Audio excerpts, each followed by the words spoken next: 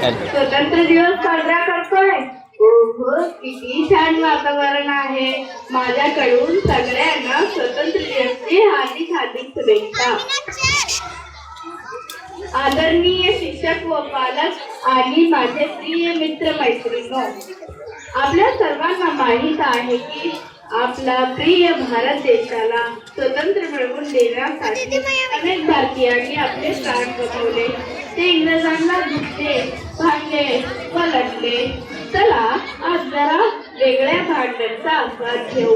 हे भांडण वेगवेगळ्या श्रेणीच्या दरम्यान झालेलं भांडण आहे. चला मग तयार व्हा.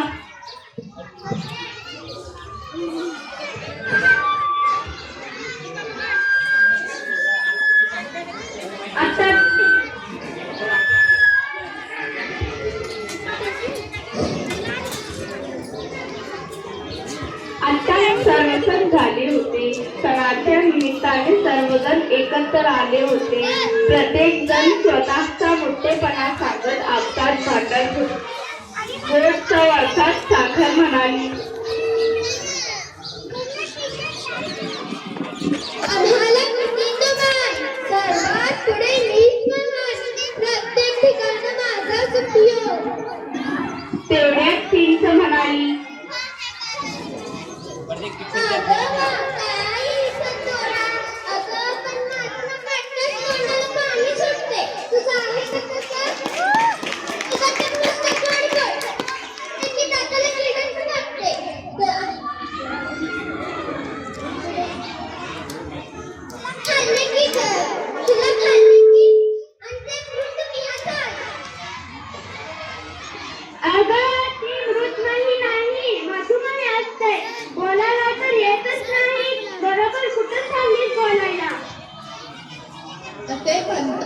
मिरची नाचत पुढे मी म्हणाली,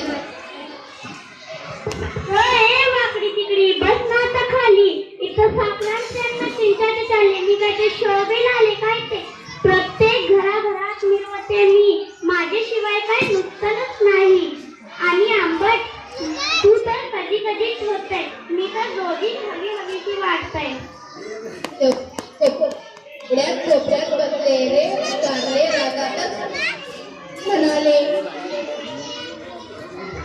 काय पण मिरची लागली तर मिळाला. आम्ही पण आहोत. आमचाही उपयोग काही कमी नाही. आमच्याशिवाय औषधं तुम्ही तरी मी पत्तेच ना खाणे. बोला आता बोला, का बसलाय गप?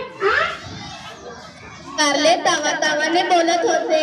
मिठाला काही राहवले नाही. ते म्हणाले, अरे खूप गोड खाले तर रोग होते असं म्हणतात. आणि गोड गोड काय खातं? अन्न तुझे तुला खाले तर खोकलाच होते. अन्न मार बसतो. काय ग आई मिरची, तू तर नाचत आली. तुलाही जास्त कोणी खाईल नाही म्हणून वाजवतातच ना. तू पण काही कमी नाही. रोग होते तुलाही खाऊन खूप. मग बसला तर तू. मीठ एकेकाला चांगले खटकावत होते. पुन्हा मीठ कारल्याकडे वळले व म्हणाले, अरे वा, कारल्या म्हणे आमच्याच महत्व फार. अरे तुला कोणी खाईल का? मी तर गोड सोडून सर्व पदार्थात हवा हवासा वाटते. माझ्यामुळे पदार्थाला चव येते. नाहीतरी जेवण ते रुचकर कशी. आता सर्वांनाच राग आला होता. सर्वजण एकमेकांची भांडू लागले. आवाज कोठून येतोय हे पाहायला म्हणून तोंडातील जीभताई मळमळत येत होत्या. मग जीभताई म्हणाल्या, काय गोंधळ चाललाय? मी मोठा मी मोठी. काय ग हे सगळे तू मोठी आणि इथेच तू स्वतःला मोठी समजते. आणि मिठी नाही गळे मी बाबा. बोला बोला आता. मगाशी कसं भांडण होती. नाहीतर मी अशीच करते. मी निघून जाते ताईची. मग बघा.